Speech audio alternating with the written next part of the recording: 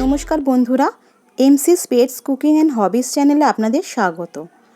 আজকে আমি আপনাদের সামনে নিয়ে এসেছি চিকেন কষার রেসিপি। আসুন দেখে নেওয়া যাক রেসিপিটা। চিকেন কষা বানানোর জন্য আমি নিয়ে নিয়েছি হাফ কেজি চিকেন, একটা আলু 4 পিস করে কেটে ভালো করে ভেজে রেখেছি, দুটো মাঝারি সাইজের টমেটো কেটে রেখেছি, 3টে মাঝারি সাইজের পেঁয়াজ কাটা রয়েছে, আর লাগছে রসুন কুচো, আদা বাটা, গোটা জিরে, কাঁচা লঙ্কা, গোটা গরম মশলা, নুন, হলুদ গুঁড়ো, লঙ্কা গুঁড়ো, চিকেন মশলা, জিরে গুঁড়ো, গোলমরিচ গুঁড়ো, বাটার আর কসুরি মেথি। রান্নাটা আমি সাদা তেলে করব। পুরো রেসিপিটাই কুকারে হবে, তাই আমি কুকারে তেল গরম করতে দিয়ে দিয়েছিলাম। এবার এতে দিয়ে দেবো গোটা জিরে ফোড়ন, আর সাথে দিয়ে দেবো কাঁচা লঙ্কা। এবার এতে আমি দিয়ে দেবো গোটা গরম মশলা, দারচিনি, লবঙ্গ এবং ছোটো এলাচ।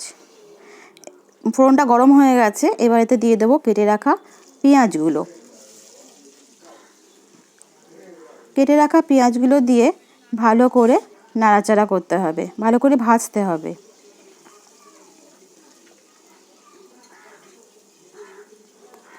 ভালো করে ভাজা হয়ে গেছে, এবার আমি এতে দিয়ে দেব রসুনগুলো।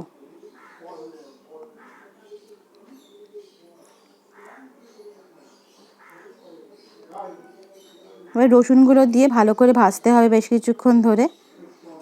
হয়ে গেছে, রসুন দিয়ে ভাজা হয়ে গেছে, এবার এতে আমি দিয়ে দেবো আদা বাটা। আদা বাটা দিয়েও বেশ কিছুক্ষণ নাড়াচাড়া করতে হবে, বেশ লাল লাল করে ভাজতে হবে। বেশ ভাজা ভাজা হয়ে গেছে, এবার এতে আমি দিয়ে দেবো কেটে রাখা টমেটোগুলো।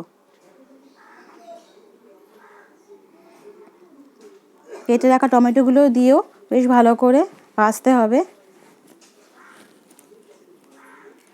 বেশ নাড়াচাড়া করতে হবে অনেকক্ষণ ধরে। এবার এতে আমি দিয়ে দেবো নুন। নুনটা আপনারা আপনাদের পরিমাণ মতন দেবেন। এরপরে দিয়ে দেবো এতে লঙ্কা গুঁড়ো। এটা বেশ ঝাল ঝাল ভালো লাগে, লঙ্কাটাও আপনারা আপনাদের স্বাদ মতন দেবেন। কষানো হয়ে গেছে, এবার এতে আমি হলুদ গুঁড়োটা দিয়ে দিচ্ছি, আর এর সঙ্গে দিয়ে দিলাম জিরে গুঁড়ো। এবার হলুদ জিরে গুঁড়ো দেওয়ার পরে ভালো করে কষিয়ে নেব।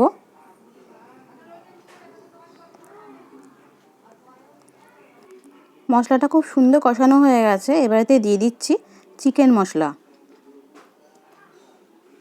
চিকেন মশলা দিয়ে ভালো করে নাড়াচাড়া করে নেব। এবার এতে আমি সামান্য জল দিয়ে দেব, দিয়ে মশলাটাকে একটা কুকারে সিটি মেরে হতে দেব। সুন্দর রং এসে গেছে মশলাটার, এবারে কুকারে একটা সিটি মেরে নেব যাতে মশলাটা পুরোপুরি তৈরি হয়ে যায়। কুকারে একটা সিটি মেরে নেওয়ার পরে দেখুন মশলাটা কত সুন্দরভাবে হয়ে গেছে, রংটাও খুব সুন্দর এসেছে, মশলাটা সম্পূর্ণভাবে রেডি। এবার এতে আমি চিকেনগুলো এক এক করে দিয়ে দেব।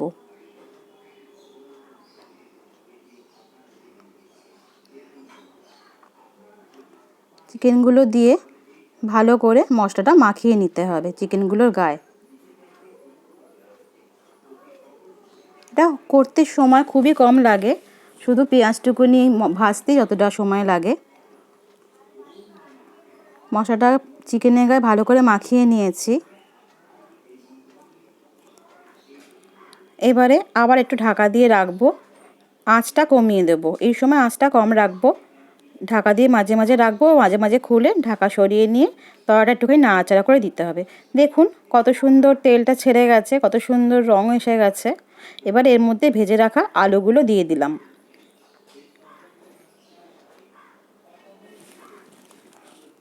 ভেজে রাখা আলু এবং চিকেন ভালো করে মশলার সঙ্গে মাখিয়ে নিচ্ছি।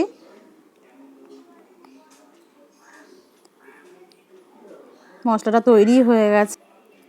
এবারে এতে আমি দিয়ে দেবো গোলমরিচ গুঁড়ো। গোলমরিচ গুঁড়ো দিয়ে ভালো করে মিশিয়ে নেব। মশলাটার সঙ্গে গোলমরিচটাকে ভালো করে মিশিয়ে নিতে হবে। এটা বেশ ঝাল ঝাল খেতে হয়, খুবই ভালো লাগে। এবারে আবার আমি একটুখানি ঢাকা দিয়ে রেখে দেবো কম আঁচে। দেখুন কত সুন্দর কালারটা এসেছে, বেশ কষা কষা হয়েও গেছে। এবার এতে আমি দিয়ে দেবো জল। জল খুব বেশি দেওয়ার দরকার নেই, কারণ এটা একটু ঘন ঘনই হবে। এবারে আমি কুকারে 6খানা মতন সিটি মেরে নেব। দেখুন আমি 5-6খানা সিটি মেরে নিয়েছি। মাংসটাও ভালোভাবেই সেদ্ধ হয়ে গেছে, কালারটাও খুব সুন্দর এসে গেছে।